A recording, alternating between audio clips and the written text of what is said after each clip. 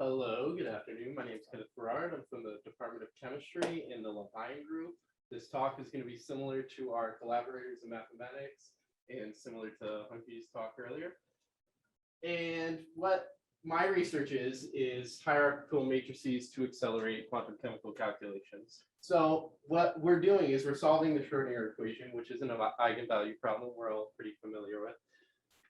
And what I do is I expand this so that I'm solving for an eigenvector, which we see over here. I'm able to fold this eigenvector into a matrix representation. Now, this problem, the configuration interaction problem, allows us to solve for different properties in chemical systems, like, say, energy.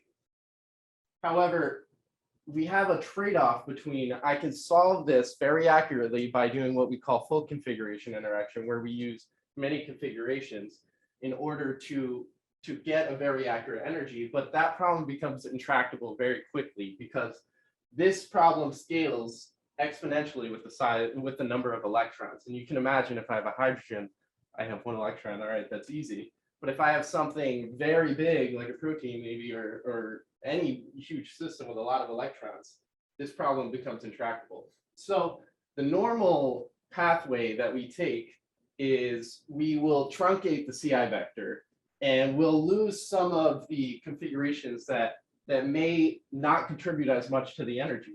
Now we see this vector over here. We see these dark spots are spots that contribute more information, basically. So what our approach is to use hierarchical matrix factorization to do low rank decomposition on these blocks that are low rank. And that allows us to possibly get that accuracy that we're looking for while decreasing the storage. And if we have less things, we have to do less computation on them. So the hope is that by storing this main diagonal, basically, we will store it as uncompressed. We won't do a low rate decomposition on the diagonal. And these sparse blocks, we're going to do a low rank decomposition. They're not necessarily, they're low rank.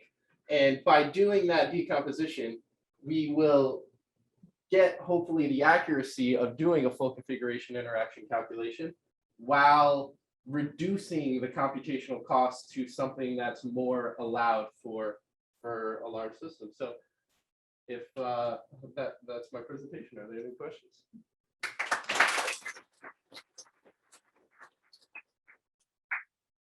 How do you handle like the ordering issues, like, or you focus mostly, say, on CI with singles and doubles, so that there's a natural occupied pair virtual thing? Yeah, so like the ordering, how we structure the vector. Yeah, we're not, that is a future interest of ours to determine maybe we can order the CI vectors so that we get even better scaling with the low rate decomposition. But right now we're just we basically have your beta spins and your alpha spins, and we put this into a matrix, and then we're just doing the low rate decomposition based on that. Not necessarily. We could use some chemical intuition to order. You see how there's blocks here and here. Well, maybe we could put those higher rank blocks closer together, store them as a higher rank decomposition, and then do more low rank decompositions further out maybe. But yeah. And this is a little bit more technical question. So how is this potentially related to the pair natural orbital method? Do you know what that means? I'm not familiar with that method. All right, let's have a conversation afterwards, because Okay. that's fascinating. Yeah. Thanks very much. Yeah. Any other questions?